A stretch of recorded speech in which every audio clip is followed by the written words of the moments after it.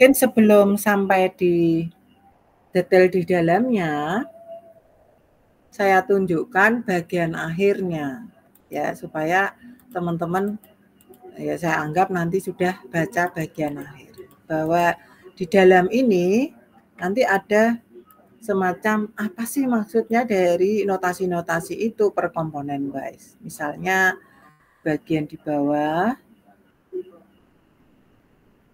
code-nya juga ada, belum saya taruh di drive ya. Ini ya, misalnya pertanyaannya adalah seperti ini ya, misalnya perhitungan gradien tadi ya. Semoga ini. Nah, pada latihan ini kita belajar notasi matematika lebih detail. Misalkan ya, ada gradien dalam bentuk turunan. Nah, sekarang di notasi di sini dia pakai J. Yang dimana tadi di atas pakai C. Ya, saya belum menyamakan notasi ya. Dan kemudian ini ada hasil perkalian antar komponen dari turunan. Nah, turunannya kok nggak pakai do, Bu? Ini bacanya delta. Ya, itu dari gradien atau turunan. Tapi di sini pakai nabla namanya, bacanya nabla.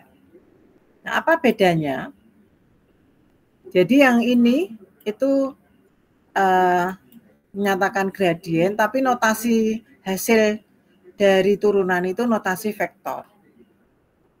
Ya, terhadap si A. Ya, terhadap turunan A. Tadi kita turunannya terhadap apa? Ada terhadap Y tilde, ada terhadap WI, ada terhadap B. Ya. Dan ini bold ini itu notasi yang menyatakan terhadap tadi itu, yaitu WI, B, Y tilde tadi dalam notasi seperti ini. Ya. Dan ini adalah L, itu artinya di final layer. Yang ke L, yang terakhir yaitu layer output dari neural network. Itu contohnya seperti ini ya. Jadi nanti kita akan menghadapi notasi yang cukup simpel kesannya ya, tapi tidak mudah untuk dipahami. Nah, kemudian ada bulatan di sini.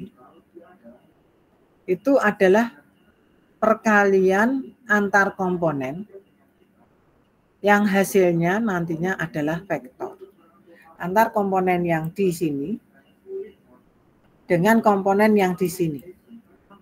Nah, tadi tanda aksen, teman-teman tahu bahwa itu tanda turunan.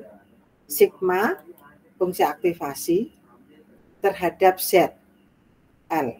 Gitu ya maksudnya. Ya. Dan hasilnya kita sebut dalam notasi delta yang ke L. Di mana ini adalah turunan atau gradien di layer output. Ya, di layer output. Ketika kita melakukan back propagation, nanti di layer output ketemu seperti ini.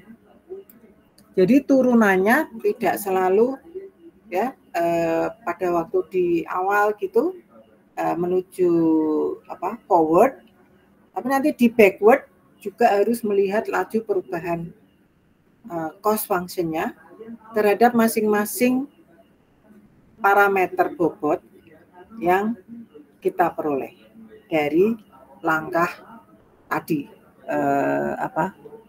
forward tadi. Ya. Jadi nanti di bagian akhir akan ada seperti ini. Contohnya terkomponennya apa? Kalau misalnya mean square error sebagai fungsi kerugian atau loss function-nya. Apa yang terjadi? Ya, karena termasuk fungsi aktivasinya apa? Ya, ini misal begitu ya. Saya ingin menuju yang agak terakhir supaya tidak meten-meteni, atau paling tidak nanti seusai tuntas kuliah bab ini sudah terselesaikan begitu ya, karena ini contoh yang bisa kita lihat lebih aplikatif dari penjelasan sebelum ini. Contoh ya, contohnya si J atau cost function-nya adalah berbentuk setengah kali Y min A pangkat L. Ya, Y itu label aktual, AL itu output prediksi dari label lapisan terakhir atau output layer. W dan B itu parameter jaringan. Ya. Nah, W dan B di parameter jaringan kok enggak muncul di sini ya? Ya, kita lihat si Y tadi sama dengan ya, atau si AL ini harusnya sama dengan sigma WI tambah B gitu maksudnya ya, sehingga terlihatnya tidak eksplisit ya. Nah, ini contohnya bagaimana menelusur ya bahwa turunan J terhadap A ya, karena kenapa AL, karena di layer terakhir. Itu seperti tadi. Ini sesuatu pangkat N. Ingat ya. Itu berarti setengah kali 2 pangkat N-1. N-nya adalah 2 dikurangi 1, jadi pangkat 1. Pangkat sesuatu pangkat 1 tidak ditulis, ya toh. So, kemudian ada negatif di sini karena turunan dari main yang di dalamnya. Ya. Jadi do ALJWB turunan adalah terhadap sesuatu ya per AL, kemudian ya turunan dia ya toh, ini U ini dianggap diberi nama U pangkat N, hingga turunannya adalah setengah N U pangkat N-1 kali turunan si U terhadap AL. Si U-nya siapa? Y min AL. Nah, ingat tadi kalau turunan terhadap AL, si Y ini konstan, berarti 0. Turunan terhadap AL terhadap AL 1, yaitu min 1. Sehingga min-nya masukkan sini. Nah, ya jelas ya. Sanli, jelas? Halo Sanli. Halo. Ya. Itu saya kurang terlalu paham. Untuk tadi, nilai 1/2 tadi, Bu. Ya. Ya. Di rumus tadi, Bu. Nah. Ini contohnya ya. Contoh dari kasus yang real untuk ini gradien dari grad J ini, di mana JWB atau tadi cost function-nya itu adalah berbentuk ini, Mas. Nah, ini latihan soal ya, soalnya latihan soal. Ya, setengah kali, ini harusnya tanda kali bintangnya nggak perlu ya ini ya, supaya nggak bingungi ya. Nggak ada maknanya, tapi biasanya saya pakai tanda bintang atau kali silang biasa atau langsung ditulis. Setengah U pangkat kuadrat, U kuadrat. Terus gimana, Tanli? Itu yang di bawah minus, nilai minus itu. Ya, minus ini. Ya. Jadi ini U pangkat N. Apa tadi? U pangkat N, ya. Mana? Saya perlu tulis di sini aja ya. U pangkat N. Jadi Y sama dengan, atau jangan Y, oh Y enggak apa-apa. U pangkat N. Pangkat N atau N-nya itu 2.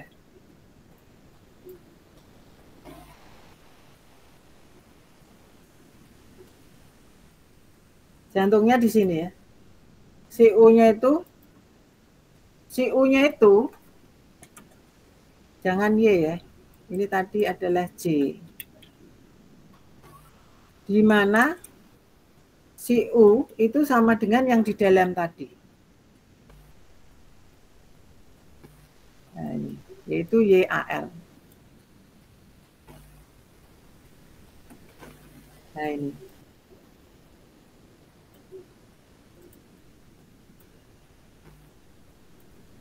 A pangkat L. Bukunya bukan A pangkat L, tapi A dalam notasi indeks L gitu. Ya.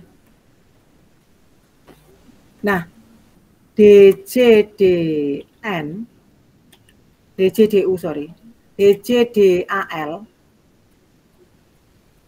itu sama artinya sama dengan apa? Aturan rantai.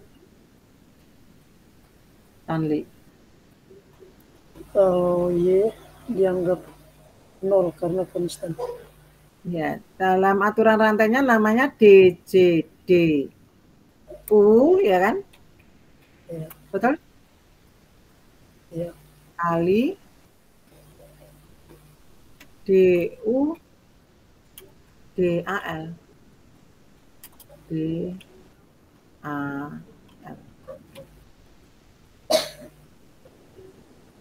Gitu, ya.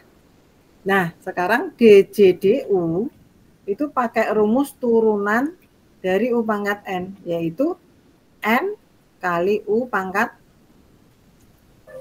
ya, N-1. Gitu. Atau ini saya tulis di sini aja supaya lengkap ya. Berarti teman-teman karena tidak terbiasa dengan notasi,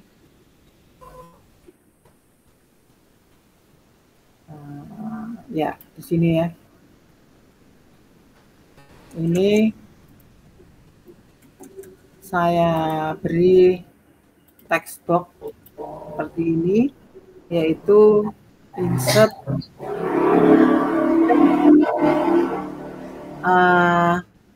apa ya? Tadi apa? J sama dengan berbentuk U pangkat N gitu. Itu small, saya kira ini bentuknya U pangkat N. Harusnya ada asistensi yang bagian ini ya, tapi daripada teman-teman nanti di angkatan berikutnya kayaknya ada, karena teman-teman membayar anak angkatan baru U pangkat N atau setengahnya itu pokoknya konstan, tinggal kalikan apa saja boleh ya. Maksudnya konstan ini tidak hanya dikalikan aja nantinya ya. U pangkat N kok nggak besar ya. Bu, minta tolong di zoom, Bu. Iya, maksud saya pengennya nge-zoom tapi kok tulisannya harusnya ininya ya. Nah, ya jelas ya. U pangkat N, si J ini U pangkat N. Nah, menurut matematika itu dia equation ini DJDU itu mengikuti rumus standar ya. Kalau dulu saya mengajar di Halmahera, ini rumus standar. Siapa itu rumus standarnya? Dari sononya itu mana? Nah, itu jadi matematika. Itu U pangkat N-1.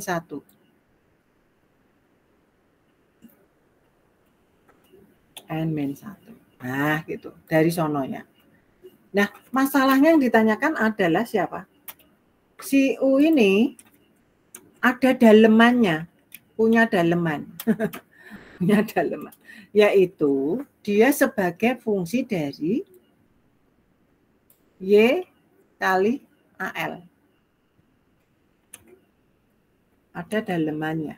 Nah, ya. Ini karena matematika jadi harus saya tulis seperti ini dan dibuat text type. Nah, sementara yang ditanya bukan DJDU, what? DJDAL. Jadi yang ditanya itu adalah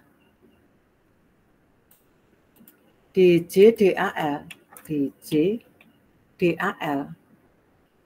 DAL. Nah, tak gedekan lagi di. Nah, itu. Yang berarti menurut aturan rantai apa?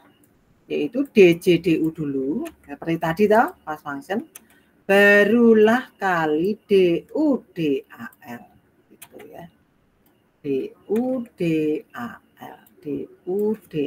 ya. Kalau ini kita kalikan sama maksudnya, tetapi berpikirnya bertahap sehingga kita sebut aturan rantai.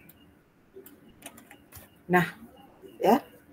Nah, fungsi apa ini? Ya, si U ini, jadi ini dianggap sebagai konstan terhadap AL, ya, sehingga DU/DAL itu Y diturunkan terhadap AL sama dengan konstan, yaitu 0. Sekarang U terhadap AL adalah si X ini. Dan notasi matematikanya tetap min, ya. Jadi DU per DAL yaitu DAL per DAL, yaitu apa? 1, ya toh? Sehingga adanya min. Ya. Jadi DCDU karena tadi adalah N2, ya toh? Si N sama dengan 2.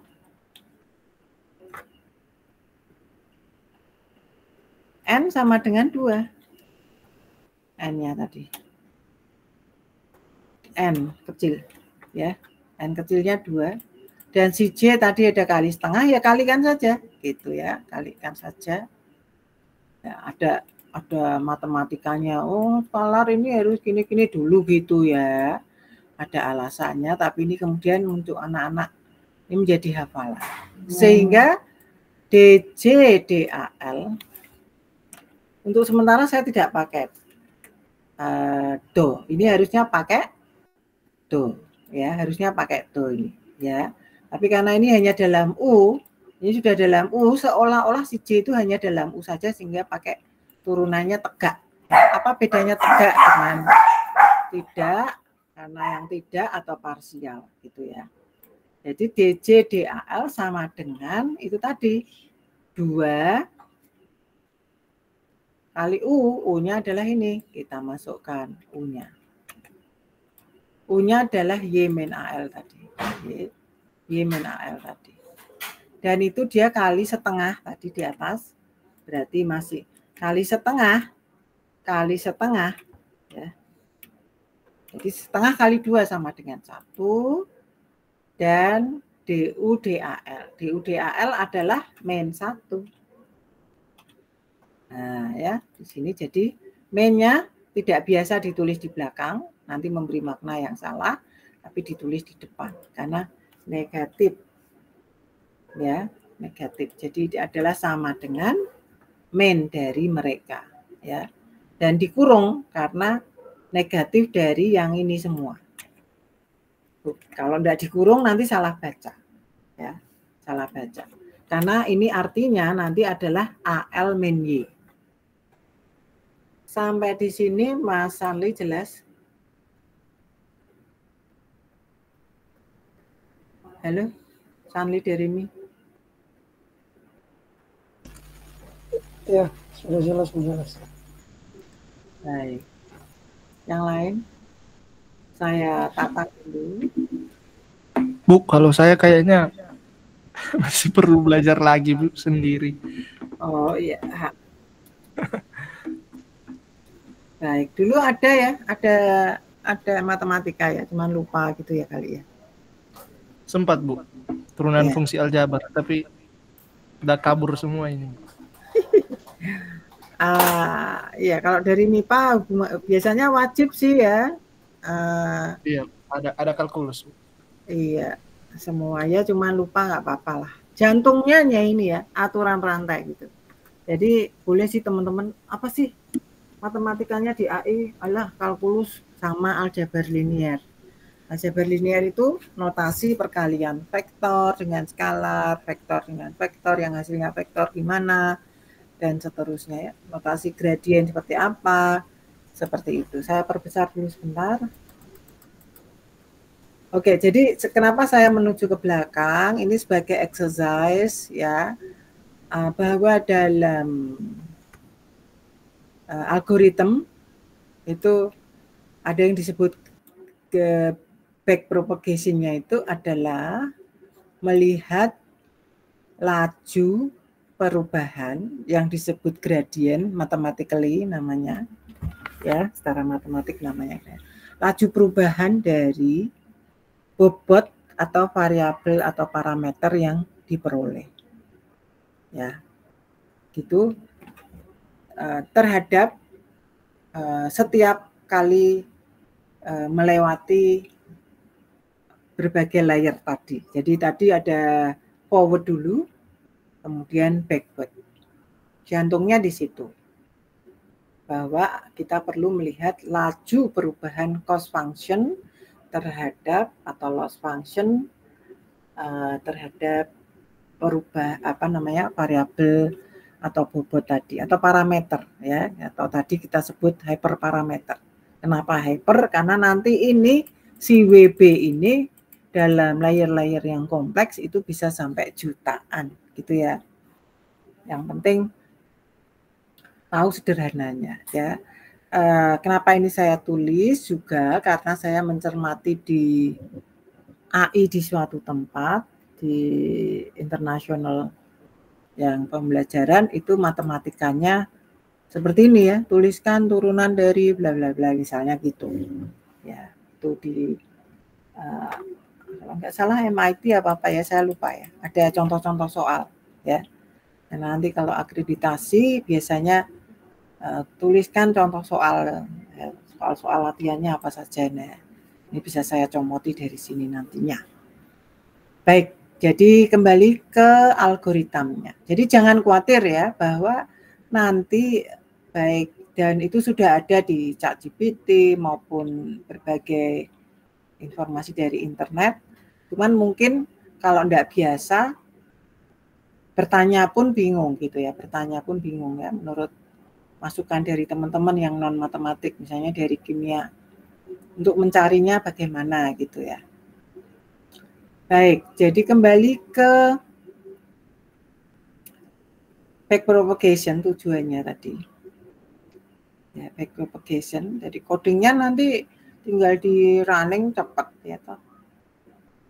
Ini algoritma back propagation. Ya, tadi kita punya W itu disebut bobot, B itu disebut bias. Dan setiap kali yang sifatnya numerical itu selalu ada inisialisasi, ya. Setiap kali ada algoritma itu ada inisialisasi. Nah, inisialisasi ini biasanya ini misalnya secara acak. Ada yang tulis dengan nilai kecil, gitu ya. Masing-masing berapa kali, kalau fiturnya banyak kan enggak mungkin kita ketik satu-satu, gitu ya, misalnya kalau fiturnya banyak. Nah, atau bisa jadi bilangan random bisa, atau apalah, mau dikali satu semua boleh. Jelas tidak nol semua, karena kalau fitur-fitur itu dikali nol, artinya dia tidak kontributif terhadap kombinasi linear yang dibentukkan, gitu. Ya toh? Z sama dengan sigma X I WI, kalau WI-nya nol semua, dia tidak kontributif, ya. So, kemudian desain epochnya iterasi, gitu ya. So, dan kemudian seperti biasa, ya, dengan forward pass hitung output untuk setiap input, di mana input akan melalui layer, hidden layer. Nah, ya, input melalui jaringan, hitung output lapisan tersembunyi dengan fungsi aktivasi sigmoid misalnya. Di sini fungsi aktivasinya sigmoid, ya. Bu, boleh yang lain? Boleh, ya. Jadi ini karena cantik tadi, ya. Cantiknya di mana? Tadi bentuk turunan tadi, karena saya cewek jadi nyebutnya cantik, ya. Bahwa turunan dari pendekatan tadi, ya, DY dan DZ adalah seperti ini, ya, fungsi sigmoid, ya. Nah, ini kali 1 min fungsi sigmoid. Ya, padahal Y tidak tadi adalah sama dengan sigma Z. Z-nya sigma XIWI gitu ya.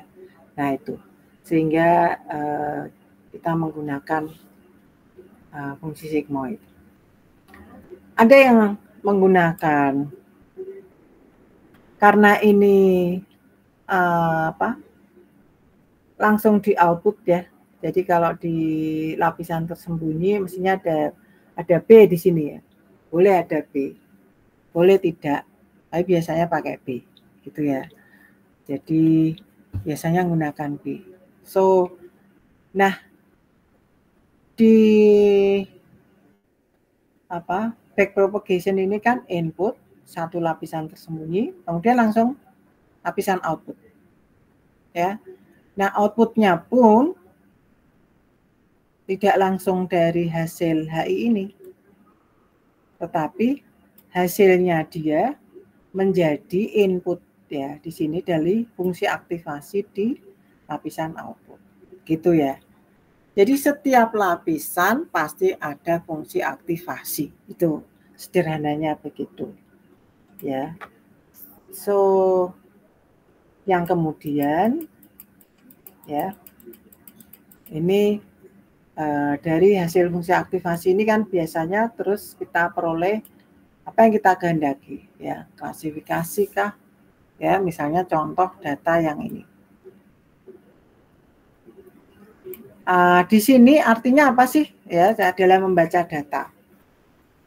Siapa si N, siapa si M ya. Nah ini makanya si M itu ukuran input, yaitu jumlah fitur dalam setiap sampel data. Nah, berarti ini ada 2. Nah, ya.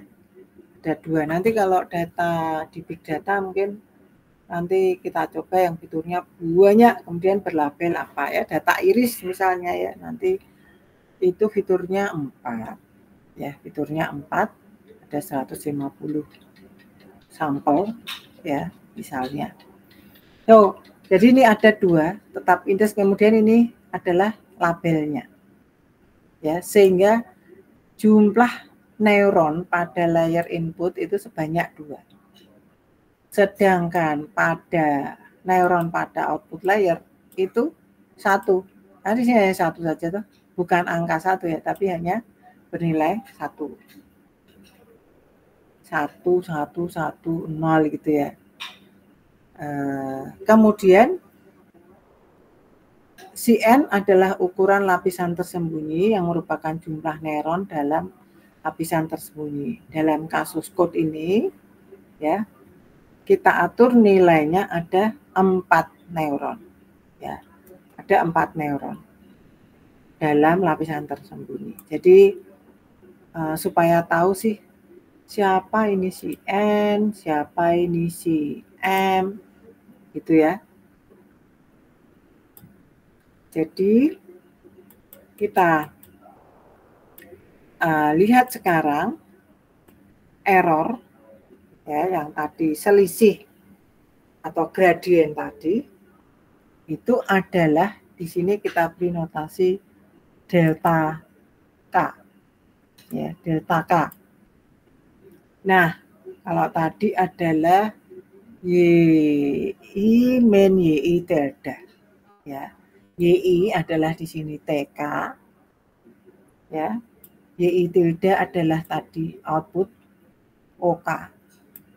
Dan kalikan sigma derivatif dari total outputnya. Jadi sigma WI. HI, kenapa HI bukan XI? Karena si X-nya dari hidden layer ya, itu adalah hasil ini toh.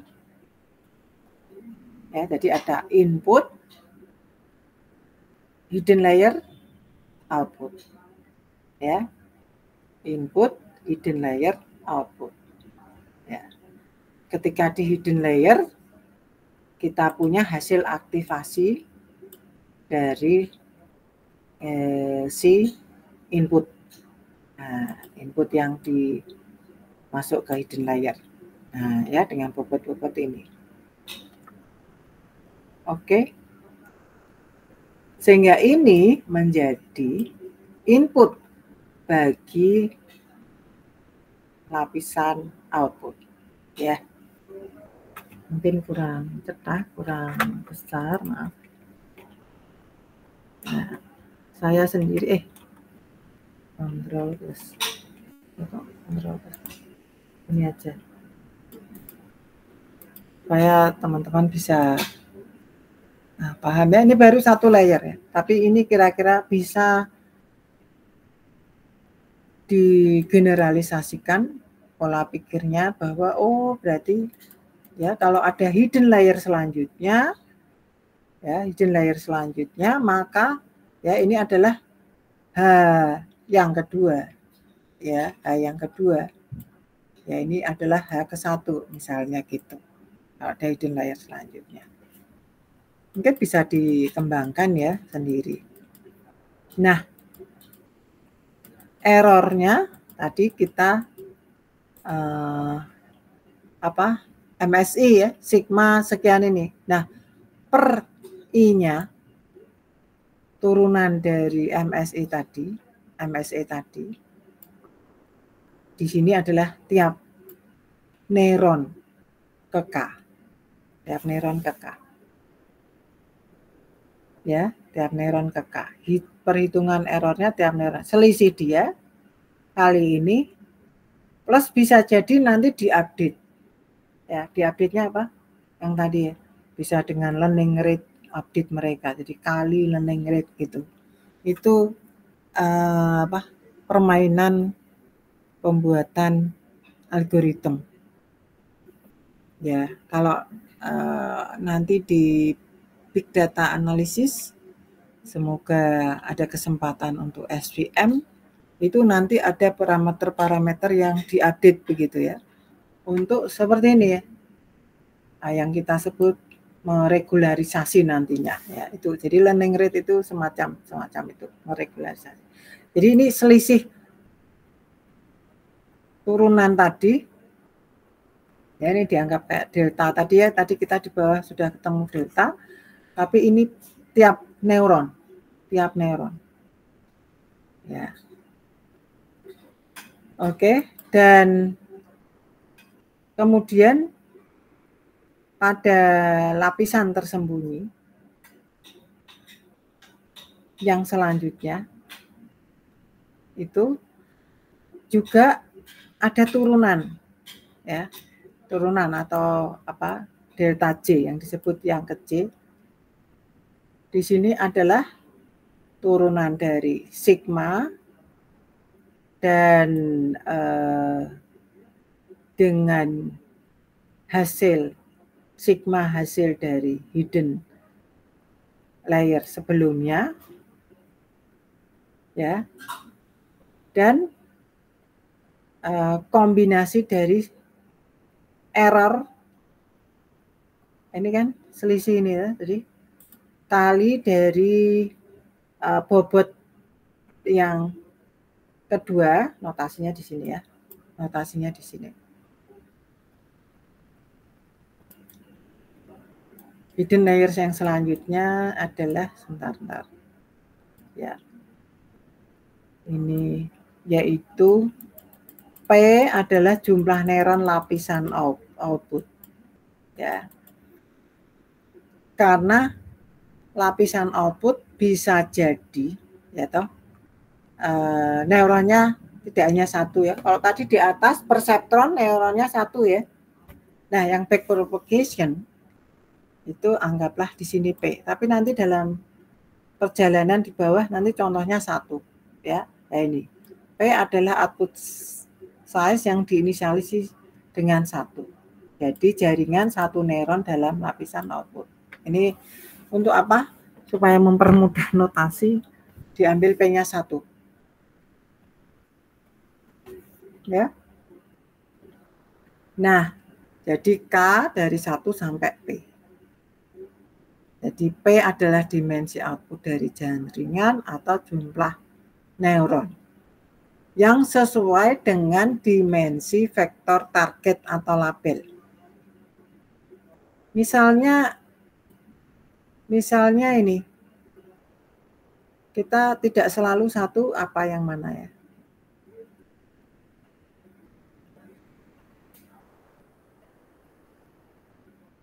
Kalau nggak ada contohnya biasanya bingung kan ya. Maksudnya saya inginnya ada notasi langsung ada contoh gitu. Mana ya? Bukan di sini ya. Oh, ini karena dasar matematikanya saja. Tapi nanti teman-teman bisa menelusur yang di bab 2 untuk jenis data ya. Kenapa yang fitur variabel target itu lebih dari 1. Nah, ini contohnya adalah saya sudah membuat, maaf ini masih belum saya bagikan. Nah, ini contohnya ini. Kita punya 3 jenis spesies dari data iris ya. Mungkin teman-teman dari Prof. Adi atau apa menggunakan data iris di data mining karena ini sebagai data yang standar untuk belajar algoritma ya, karena sudah cantik ya. Jadi ini ada bunga iris 3 jenis spesies, setosa, versicolor, dan virginica. Hampir mirip. Di mana masing-masing diidentifikasi dengan kelopaknya, yaitu sepal dan petal. Petal dan sepal ya. Lebar kelopak dan panjang kelopak gitu. Ya. Itu ini tahun 1959-an atau berapa saya lupa ya. Yaitu iris data. Ya. Urutannya seperti ini, sepal length, sepal width, petal length, petal width, dan kemudian kelas. Jadi di sini minimal, jadi ini fiturnya ada 4 ya, fiturnya ada 4, tetapi variabel targetnya minimal harus ada 3 ya, atau semestinya 3 ya, karena ada sejenis kelas yang ke-1, kedua, ketiga, gitu maksudnya. Jadi untuk ya balik ke sini. Semoga ini jelas, Sanli. This is your day, jelas enggak? Ya, jelas. Ya, pokoknya 1 itu mewakili 25%. Ya. Setiap angkatan saya sampaikan, ya. Kalau ada 4 orang dalam 1 angkatan, berarti masing-masing kesuksesan dari angkatan itu dikendalikan oleh 25% dari tiap orang. Ya, toh? Jadi kalau sukses semua, ya sukses semua bagus ya, artinya lulusnya setepat waktu. Tapi kalau ada yang hilang 1, langsung 75%. Jadi 25% gagal. Nah, saya berharap teman-teman ketemu ini tidak terus menciut jadi ini bukan rumah saya ini. Misalnya ya. Kalau kemarin yang tidak tuntas dalam arti mereka karena kesibukan yang sangat susah untuk disesuaikan dengan kuliah sehingga mengundurkan diri gitu ya. Kemudian ada yang karena kesibukan di pekerjaannya. Gitu. Ada yang wakil kepala sekolah sehingga sibuk. Oke, tapi saya harap ini tidak membuat teman-teman menjadi ketakutan karena ini hanya sekedar pengetahuan supaya teman-teman memahami ide dasar di balik algoritma yang sedemikian kelihatan rame gitu ya. Ide dasarnya ternyata hanya turunan aja ya. Jadi masing-masing terhadap lapisan akan selalu terjadi gradien. Gradien itu apa? Turunan. Turunan terhadap apa? Terhadap bobot-bobot yang sudah ada. Ya. Di mana masing-masing fungsi yang terlibat adalah fungsi aktivasi dan input dari tiap layer itu menjadi input bagi fungsi aktivasi. Nah, yang kemudian dilanjutkan ke propagasi balik atau backward pass. Ya, jadi itu yang kenapa disebut back propagation. Jadi kalau perseptron tadi adalah hanya forward, kemudian see what happen with the cost function. Apa perubahannya? Tetapi di dalam back propagation variabel atau parameter bobot ini diupdate dengan cara melihat perubahannya terhadap lapisan-lapisan yang dilalui, gitu ya. Jadi misalnya dalam backward, kemudian kita kenal si CA ya, CA ini juga sama tadi adalah sebagai error besar, dan ini adalah dari lapisan tersembunyi dan output, sehingga kita tulis ini pakai notasi 2. Ya, ini di sini ada penjelasannya yang bawah. Belum ada ya? Itu tadi ada penjelasan merasa. WK2, WK1 mana ya? Oh, mungkin di bawah ya. Supaya saya jelas. Atau mahasiswa jelas. Kalau enggak ada ya. Oh, ini nih. Ya, harusnya di atas ditulis ya. Ini ya. Nah, ini harusnya ditulis dulu. Ya. Harusnya ditulis dulu di atas. Karena notasinya baru dikenal di atas. Itu ya. Jadi caranya menulis gitu ya. Nah, ini teman-teman harus belajar bagaimana menyampaikan secara ilmiah lewat tugas-tugas yang diberikan.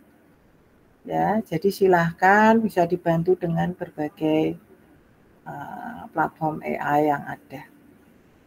Jadi di sini ada WK2, WIJ1 ya. Jadi ini harus ada di sini. Ya. Itu ya, supaya jelas apa itu, kenalan dulu ya. Forward J, indeks neuron pada lapisan input. Ini malah saya menggunakan notasi yang di sini untuk ke atas ya. Ya. Oke. Saya kira kemarin teman-teman pernah melihat kenapa ada 2 indeks tadi, itu saya tunjukkan di gambar ini ya. Mana di bawah tadi. Saya lupa ya. Nanti kita lihat. Nah, ini ya. Jika ada 2 neuron, maka si X itu berarti ada ini. Terhadap neuron ke-1 berarti bobotnya ya. Jadi W11X gitu ya. Terhadap yang kedua W21X. 1 ini adalah terhadap lapisan yang pertama ini. Ya toh? Jadi kenapa ada indeks-indeks itu, double itu?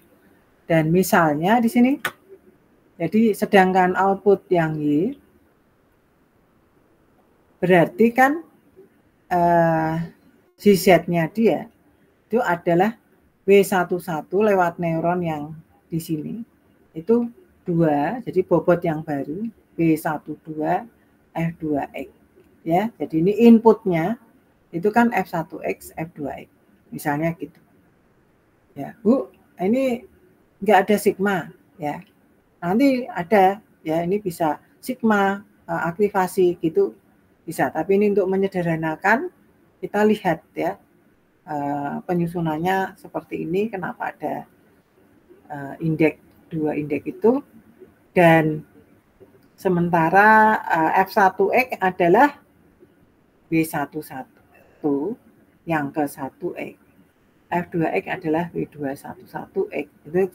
Ini adalah ilustrasi 1 hidden layer dengan 2 hidden neuron. Ya, sehingga supaya teman-teman tidak terkejut dengan notasi yang di atas tadi. Mungkin karena susunannya ya agak kurang rapi ini berarti ya, setelah ada notasi tapi belum diperkenalkan ya.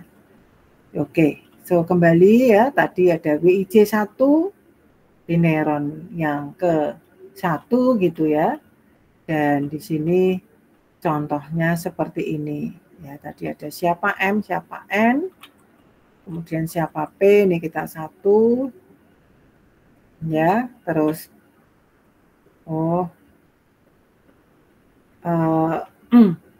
gradien bobot lapisan tersembunyi dengan output. Jadi ini adalah perubahannya adalah delta K kali Hj. Jadi X ya. Ini tanpa titik juga nggak masalah, agak masalah. Yaitu karena di sini mungkin bisa jadi ini vektor, itu ya. Masing-masing K ya, masing-masing K. Kemudian di sini do E do WIJ1 ya, dari bobot antara input dengan lapisan tersembunyi. Ya, antara input maka ini 1 ya, W1 WIJ. Tadi ya notasinya adalah J dan XI. XI adalah input ya, seperti itu. Kemudian juga lapisan yang tersembunyi yang kedua, gitu ya. Sehingga WKJ delta K Hj. Sama ya, ini tetapi ini yang kedua. Oh, ini ke copy ya. Ya, ke copy ini 114 115. Jadi gradien. Jadi ini maksudnya adalah untuk ya ini W114 ini berulang ini. Berulang ya. Ini juga berulang ya. Karena 115. Oke. Oh, tadi ke kopinya adalah yang mau saya adalah siapa itu WKJ, WIJ1, WIJ2. Yaitu di bawah harusnya ada di sini. Nah, kemudian WKJ2 ini di update. Nah, ingat perhatikan ketika mengupdate ada learning rate. Itu ya. Jadi do E do WKJ2. Ya. Kalau WIJ dan karena ini backward ya dari yang kedua kemudian yang ke-1 diupdate. Jadi apa bedanya yang tadi forward saja atau perceptron dengan back propagation? Bahwa kita punya update bobot mundur ya dengan laju perubahan yang diberikan lewat ini do E do WKJ dengan do E WIJ ya. Saya harap itu menginspirasi, tidak menakut-nakuti, tapi saya menuliskan ini karena saya ingin matematikanya terlihat gitu ya, terlihat.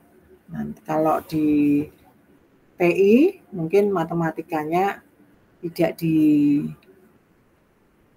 secara eksplisit karena mereka lebih kepada technical dalam algoritma bajunya ya, kalau kami dari sisi dalamnya, core-nya ya. Kenapa tuh kok ada seperti itu tuh kira-kira. Nah, selanjutnya dilakukan iterasi dengan cara ada batas ambang tertentu. Apa yang disebut ambang di sini bisa jadi loss function-nya mengikuti batasan yang kita berikan atau maksimum epoch misal begitu ya. Jadi ini adalah ambang yang kita tetapkan sendiri. Jadi prosesnya diulang-ulang dalam mengupdate. Tidak usah khawatir ya, code-nya sudah ada dibuat. Nah, dari sini kita bisa belajar coding langsung ya. Kalau teman-teman mungkin oh gimana toh cara membuat fungsi gitu ya. Jadi dari Pak Yohanes misalnya membuat fungsi, oh ini def, kemudian ada indent di sini, yaitu fungsi sigmoidnya. Perhatikan tadi cantiknya turunan, kita nggak perlu nulis pakai sigma atau apa ya, saya beri sebagai si X saja. Bentuknya adalah X, 1 min X. Kan si X tadi nanti bisa menjadi hasil input dari hidden layer misalnya. Gitu ya. Jadi tidak perlu dalam notasi sigmoid. Jadi sigmoid derivatif ya X kali 1 min X. Gitu. Oke. Jantungnya di situ. Dan perhatikan ya bahwa kita punya sigma XIWI, maka itu diberi notasi dot, bisa ya, masing-masing komponen dot dari ya input kali weight-nya. Kali weight-nya, masing-masing komponen ini dikalikan sehingga pakai operator dot yang ada di dalam nampi ini ya. Jadi kita nggak perlu menggunakan tanda sigma, tetapi cukup dengan notasi dot ini. Tadi sudah saya perkenalkan bahwa jumlahan tadi bisa ditulis dalam inner product atau dalam bentuk dot, perkalian masing-masing komponen ya. Nah, kita lihat hasil outputnya adalah sigmoid dari hasil ini hidden layer input sigma XIWI. Bu, B-nya mana ya? B-nya.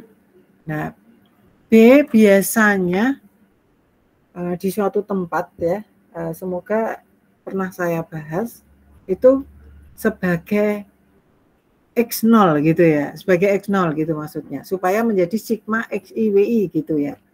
Ya, B-nya itu sebagai X0. Karena kan sama-sama dikalikan, jadi supaya nggak dijumlah sendiri gitu maksudnya. Itu kenapa langsung seperti ini ya. Jadi B-nya tidak tertulis secara eksplisit, dan indeks di Python itu dimulai dari 0 gitu ya. Kira-kira untuk mempermudah dotnya supaya banyaknya X dengan bobot itu langsung bobot dari B-nya berarti 1 gitu ya. So, kemudian output layer, yaitu kita lihat hidden layer output kali with hidden output. Oke. Jadi tadi dari hidden menjadi output terhadap layer output gitu ya. Yang hasil outputnya lagi adalah pakai fungsi aktivasi sigmoid ya, masukkan inputnya ini ke sini ya. And then return output. Oke, jadi ini kira-kira alur yang tadi, algoritma tadi, kemudian di dalam bahasa coding, kemudian ya codingnya nanti diberi, silahkan. Saya tapi kok nggak ada di situ ya, tapi namanya apa tadi ya?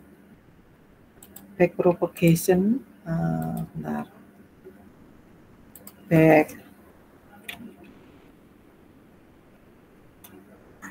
Saya lupa, BBP.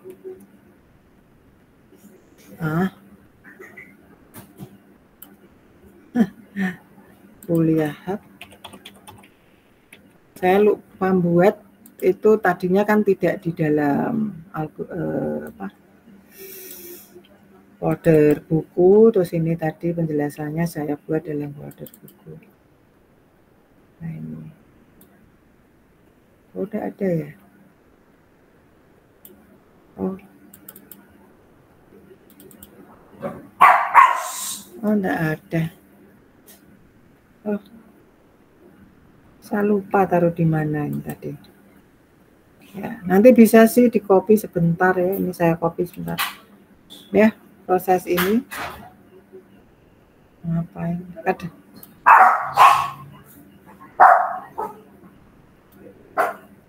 Aturan backpropagation. Ini yang saya ambil dari program ya, toh. Oh, ini kok sekarang nggak ada.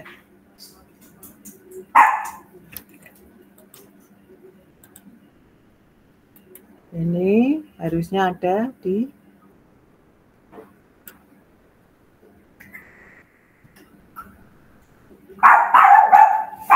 bentar, ini ada suara, ada tamu.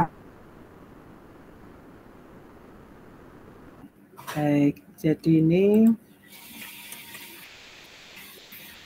nah, kalau mengcopy dari buku jangan semua dulu, kadang-kadang indennya ini ya, indennya salah ya, karena apa, dirapikan dan seterusnya gitu. Jangan langsung. Jadi ini dibuat fungsi-fungsi dulu, ini supaya apa? Supaya proses tadi langkah 1, langkah 2 definisikan fungsi sigmoidnya, definisikan fungsi turunannya, kemudian dalam memprediksi tiap epochnya nanti gitu ya. Terus data yang digunakan. Begitu. Nah, ini oh tadi udah tercopy belum? Ya, jadi ini kita jalankan. Nah, seperti ini ya. Biasanya indennya ya itu tiba-tiba pindah-pindah ya toh. Seperti itu. Karena tadi dirapikan di buku. Harusnya saya beri nama filenya supaya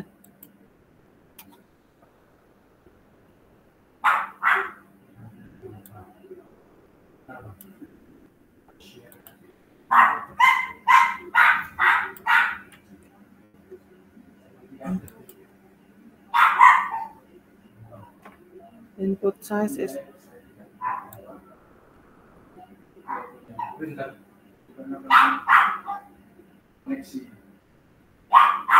input size-nya, oh ini tadi belum running ya.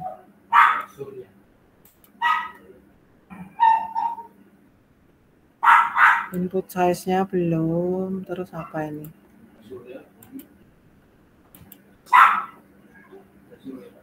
Kenapa error? Name input size.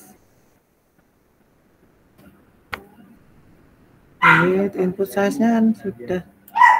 Bentar.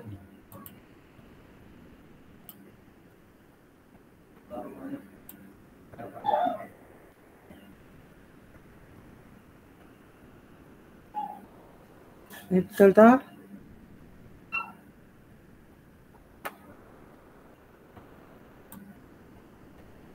Ya. Input size-nya ini udah ada len data nonong. Hidden size-nya 4, output size-nya 1. Terus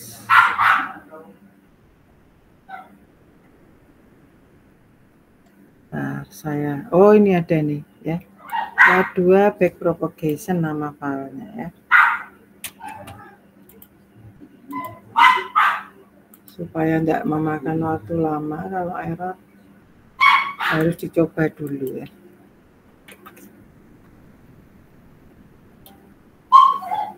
Gimanakah gerangan? Saya kerja di mana ini tadi?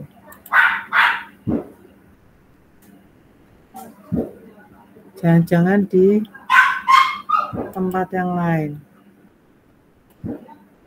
Bentar ya.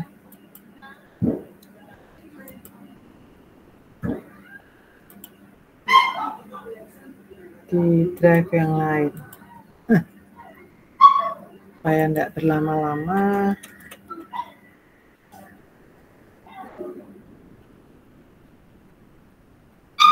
Enggak.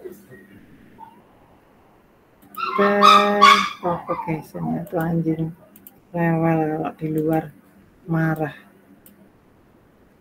Back propagation.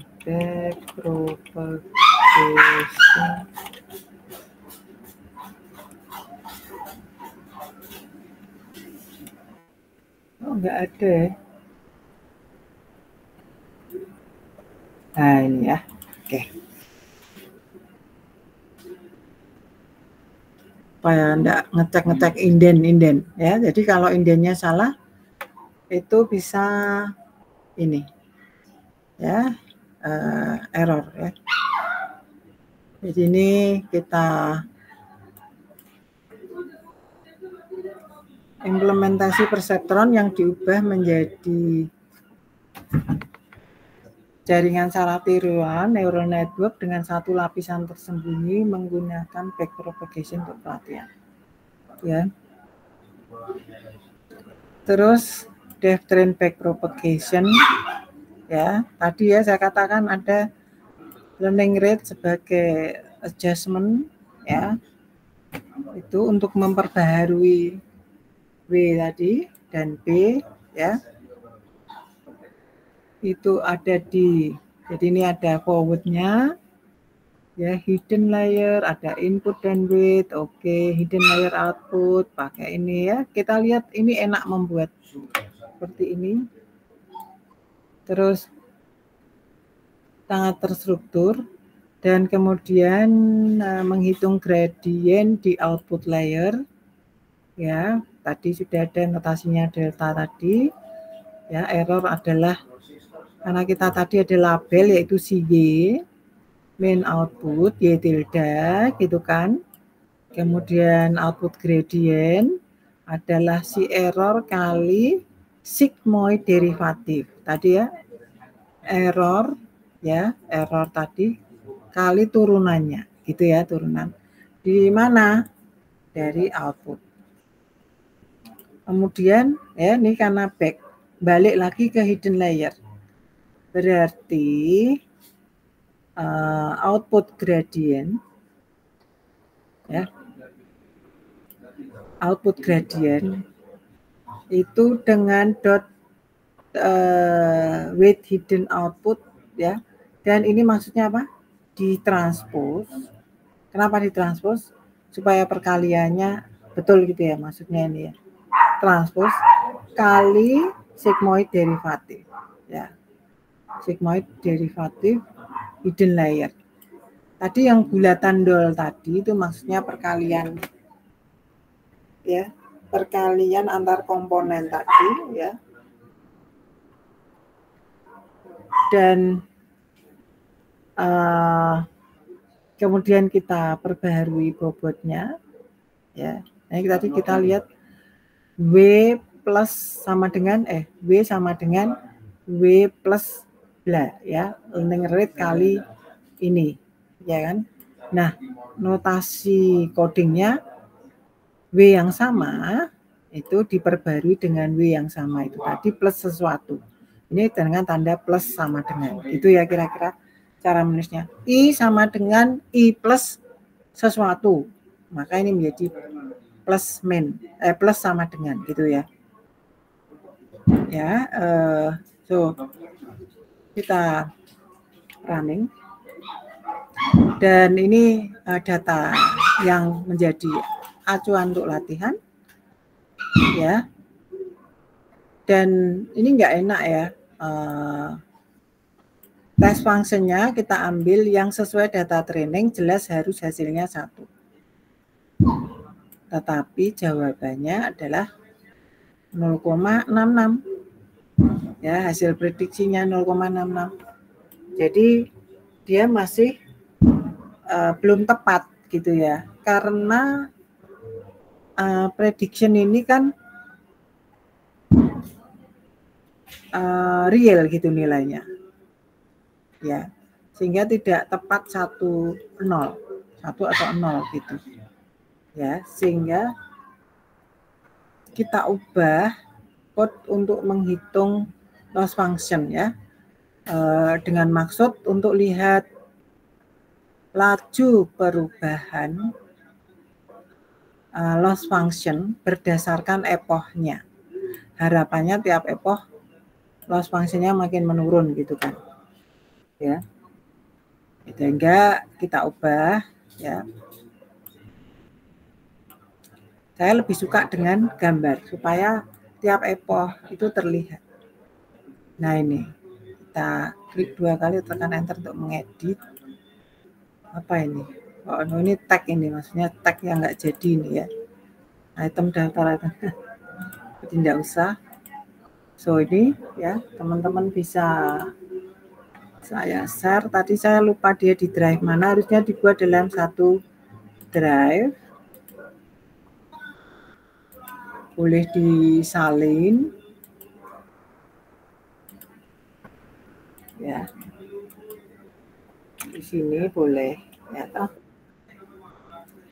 Gitu. Dan kita bisa lihat apa ini tadi? Ini salah ya. Supaya tidak mengganggu. Ya. Selesai. Dan kita bisa lihat epochnya 5000. Saya pakai 5000 supaya ya, sebetulnya dia konvergen dalam arti konvergen itu apa? Loss function makin mengecil, makin YI dengan YI tilde kuadratnya rata-ratanya makin kecil, gitu ya idenya. Makin kecil berarti selisih antar mereka itu makin kecil-kecil. 0,1 kalau dikuadratkan menjadi 0,01 gitu ya. Itu jadinya. Nah, jadi kita lihat ya loss function-nya seperti ini. Nah, kita bisa membandingkan fungsi sigmoid, fungsi aktivasi softmax dalam konteks backpropagation dan fungsi loss ya. Jadi kalau pada pertemuan yang lalu kita mengganti fungsi aktivasi ya, kemudian apa yang terjadi. Nah ini juga bisa dilakukan gitu, berikut code yang diperbarui, jadi kita bisa bahas. Tapi sayangnya saya tidak membandingkan dengan dua fungsi sigmoidnya ya. Dan ternyata tidak bandingkan ternyata ya. Saya lupa mungkin yang di kasus lain ya. Ini kita lihat softmax. Kayaknya tidak ada fluktuasi gitu ya. Nah, saya menangkapnya adalah bahwa softmax ini tidak tepat untuk kita gunakan dalam pendekatan ini. Karena dia tidak menunjukkan fluktuasi perubahan terhadap epoch loss function-nya. Gitu. Seolah-olah ini kok nol semua gitu ya. Gitu. Jadi mungkin bisa, kalau kita mau menelusuri per epochnya apa yang terjadi di list ya, itu hasil listnya itu ini gitu ya, hasil listnya itu ini. Nah, ini mungkin ada sesuatu di mana sesuatunya itu akan kita pelajari. Apa itu? Sebagai bagian yang terakhir ya. Mengapa demikian? Sebelum menuju ke sana, adakah pertanyaan? Saya tutup ya. Ini sebagai contoh dari supaya saya nanti sharingnya mudah. Untuk kenapa terjadi seperti itu dalam optimasi gradien. Saya masuk pada bagian yang ketiga untuk recordingnya.